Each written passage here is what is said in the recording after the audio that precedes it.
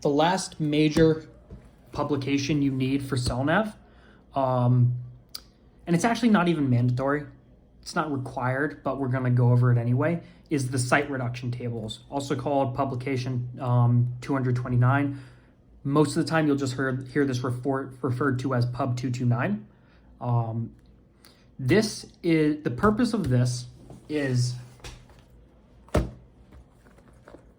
if you remember, going over this diagram here for how you actually calculate a line of position using a celestial measurement here, it all hinges on this quadrilateral here.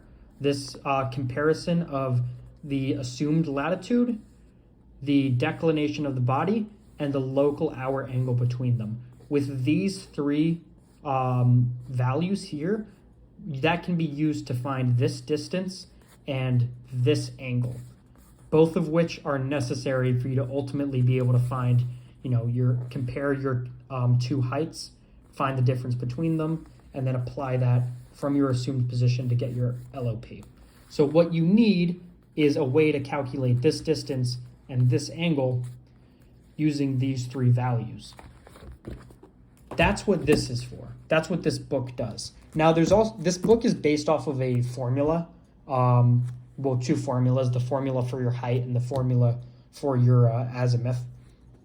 And this is just breaking down that formula in every possible combination of LHA, declination, and latitude that you could get.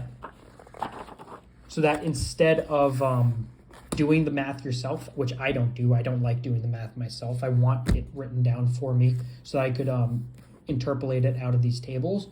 You could do that. You could just read it off of the table. I know there's a very there's a story that my friend really likes telling of two mates at our school getting into an actual fight over whether they should use the formula or the book for the calculations. Like a nearly physical fight. Point is, this right here is how you, if you're not going to use the formula, how you can calculate those two pieces of information, the altitude, the calculated altitude or computed altitude, and the azimuth. You can see right here, this book is only for latitudes 15 to 30 degrees, north or south, it doesn't matter. You would need, if you were in 35 degrees north, you would need the book that goes from 30 degrees to 45 degrees. It's broken up in increments of 15 degrees. So ultimately that gives you what, six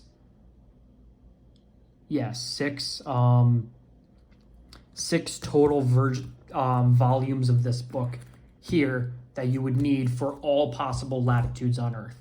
But STCW only uses 15 to 30, just so you don't need to buy all those books. Just know that it continues out on all sides. And if you were actually sailing, you would need all of them in case you were at different latitudes. I believe this has to be updated every 50 years or so based on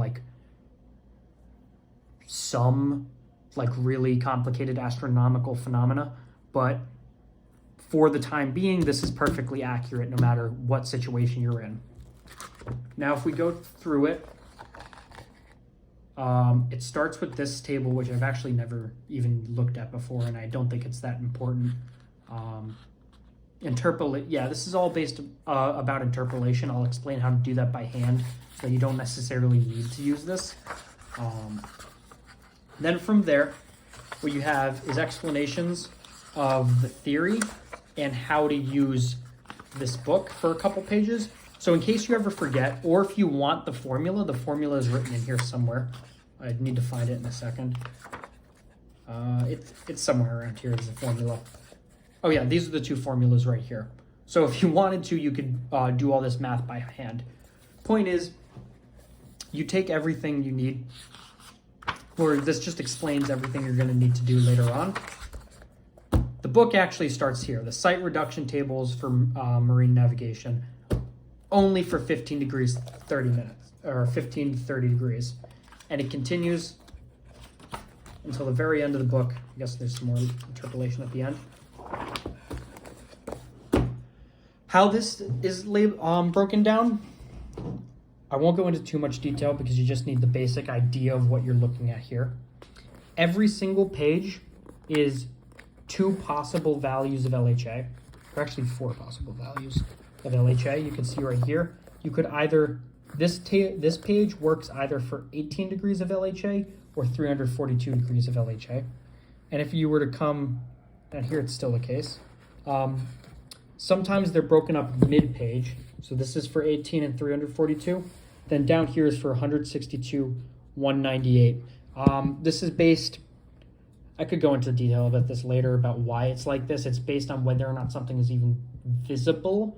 Because if something has 180 degrees of LHA, it's on the other side of the earth from you. So it's not, you can't make any measurements off of it. It's not visible.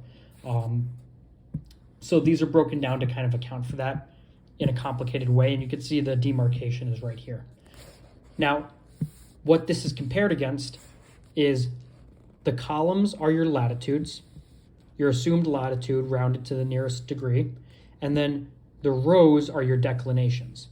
So like I said, the 3 things you need to calculate the computed altitude and the azimuth of a body are your LHA, your latitude, and your declination. So if you turn to this page as being the correct LHA, this column being your correct latitude, and this row being your correct declination, you would always get 48 degrees, 5.8 minutes of height.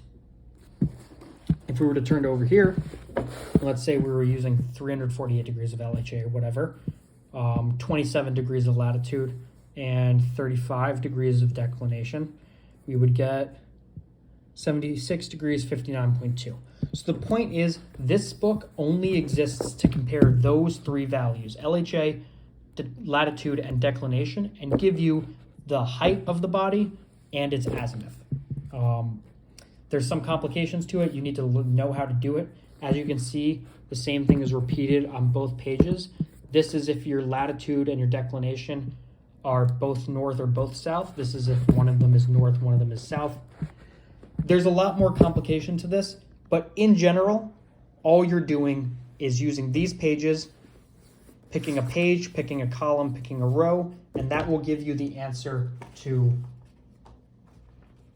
the problem you've been trying to compute, which is this right here.